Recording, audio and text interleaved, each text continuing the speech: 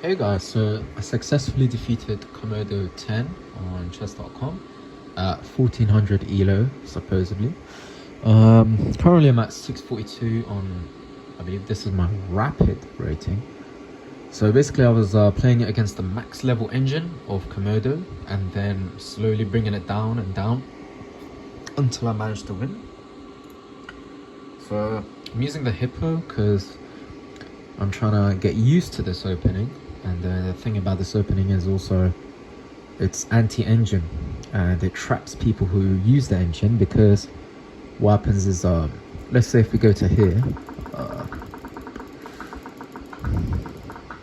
wait, right, so let's say you get to this point, don't castle. So when you get to this point, you might want to do a little king shuffle, so go there, go there, go there when you're playing online. And then what happens is engines, the reason why the Hippo is a strong anti-engine opening is that first of all, it's instead of getting checkmated in move 15, you're going to get checkmated at move 55 or 35 plus. So it's strong against anti-engines because it delays your inevitable death. But there's also a good thing about this. It shows who's cheating, because when you do this, you keep shuffling a king. Humans and grandmasters will get bored, and what they're going to do is they're going to quickly sacrifice a bishop or a knight, usually, to come and break your impenetrable Great Wall of China. But the difference is engines, because they're really materialistic, they're going to... what they're going to do is they're going to do like 10 or something bishop and knight and queen and whatever maneuvers on here behind your, in front of your Great Wall of China, so they can maneuver properly for an attack on your wall. And then when you plug that into analysis after the game is finished, you can see if they play the top engine moves during your crappy random trolling of your king shuffles.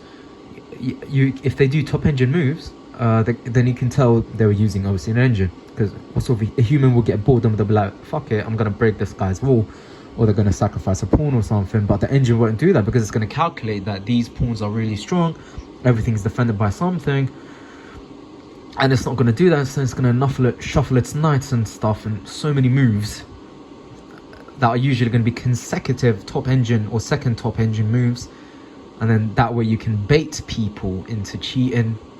If they are cheating into doing top engine moves, which no human or grandmaster would do, a grandmaster or a human knows they're strong, they're going to just be like, fuck this bullshit, I'm going to, excuse my swearing, I'm just going to sacrifice a piece to get into your impenetrable defense, then I'm going to eat you from like left side to the middle or right side to the middle.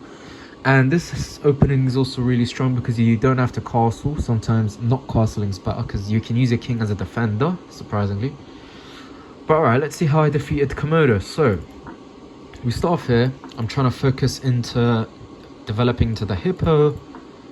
And I get over here.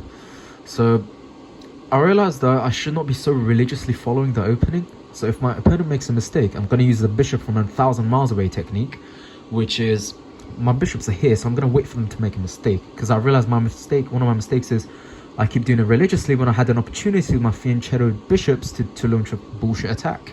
So here, I realized that's a free pawn, and then I take it. Then I go back.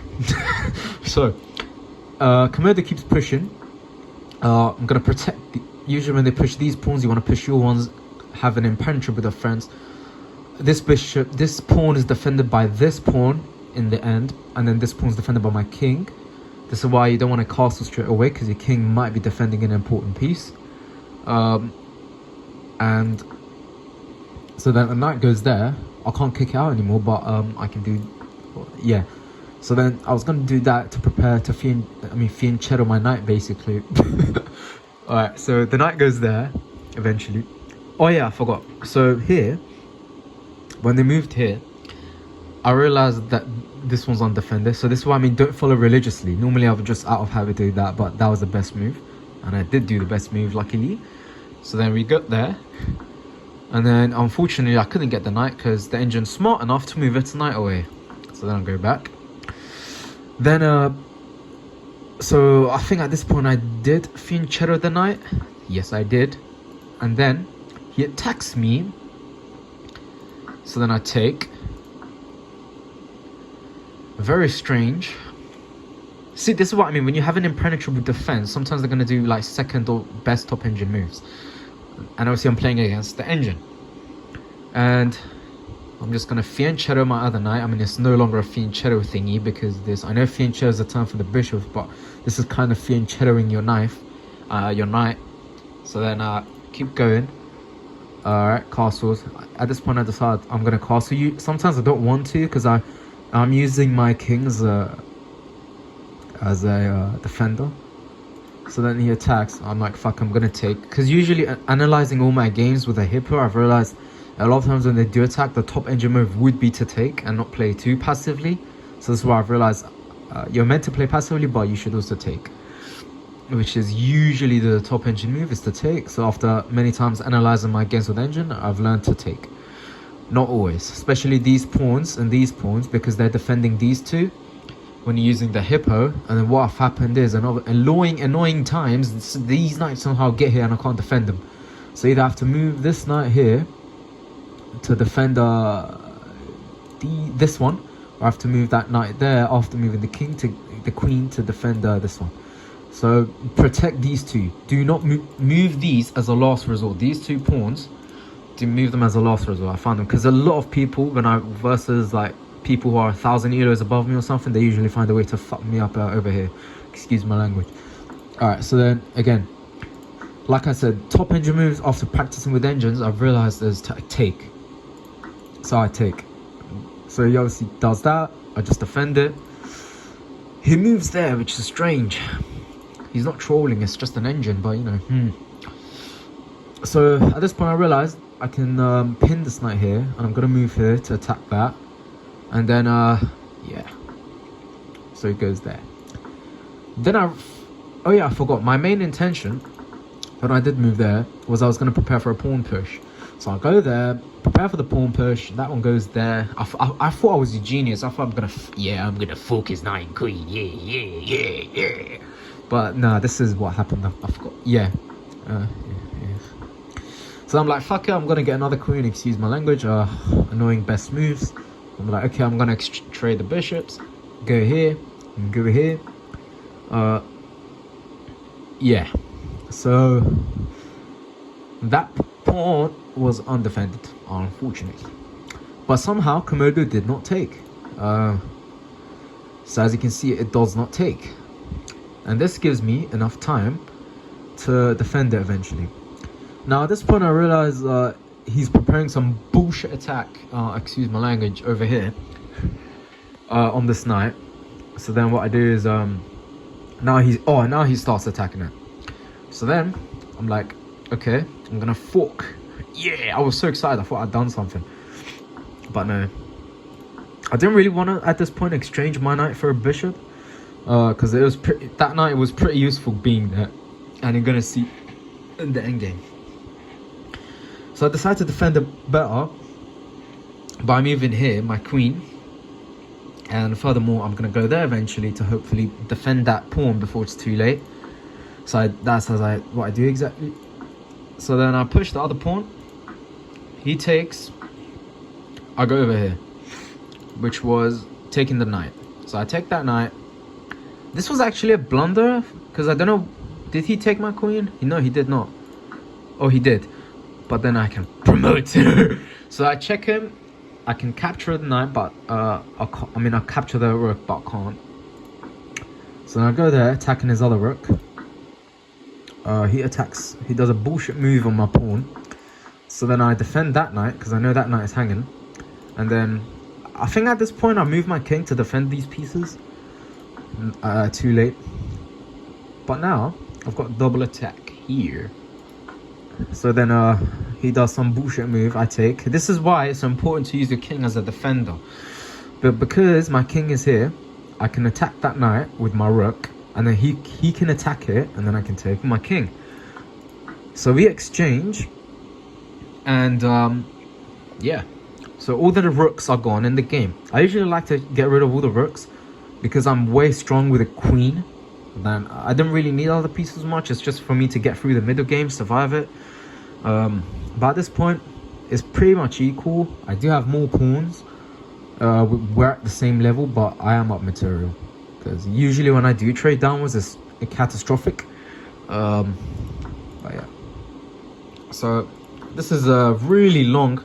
We're at a move. Obviously, this is going to take 73 moves or something, but you're going to see why. So I go back here where the knight is safely protected.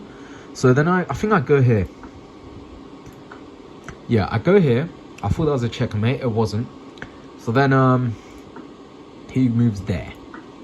And this point, I'm safe from stalemate. There's a point where I realize the engine is trying to stalemate me. So I keep pushing. We take it. The reason why I traded the queens was because I realized I have so many pawns. I have a knight. I'm gonna get another queen. I only trade queens in the end game when I realize he's really far away and I can definitely get another queen in. So then obviously you can see I get another queen. This gets really tricky. He's trying to stalemate me. So I keep checking, and it takes me so long because he keeps trying to stalemate me. Annoying engine. I was gonna swear there. So if I had checked there, first of all, that's bullshit because he can take. And then there was a stalemate opportunity he had, which was, I think, somewhere along here. Basically, if I had not, the trick is to, I can't really calculate too many moves ahead, maximum three or four moves. I can count well in the middle game, but I can't really count too many moves in checkmates. It takes me a long time to checkmate. Someone takes like 10 moves with the queen or something. Even if I have them stuck in a corner because I'm so paranoid about stalemating. So then he keeps moving, does his bullshit tricks to try and get a stalemate. And at this point I realize he can go to that square, so it won't be a stalemate. He can go there, but then I might risk a 3-move draw. I didn't think of that during the game. So then yeah, we did it. So basically, I think I've realized the trick to not stalemating. You move your king towards the other king. Let's say you've only got alright, let's say you've got fucking, don't do a stalemate. Alright, let's say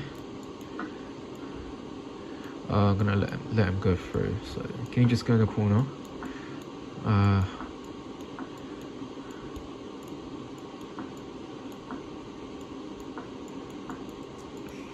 Come on. Alright, so let's say if I'm here, the trick I've realized is you check with the queen. I know there's the whole horse L-shaped pattern you do when you checkmate someone with just a king and a horse. King and a queen. So what I do, I give a check. He moves. Then I go towards the king. Then he moves away. So then we give another check. And this might not be a good plan actually. So he might move a random place or somewhere, he or she. So then I give another check. So then they move. So then at every point you want to make sure the enemy has a square to move. Sun Tzu said, do not corner your enemy. Give them a way to run away. So this is how you avoid stalemate. Now if I go here, he still has that move, and I think this move. So he goes there.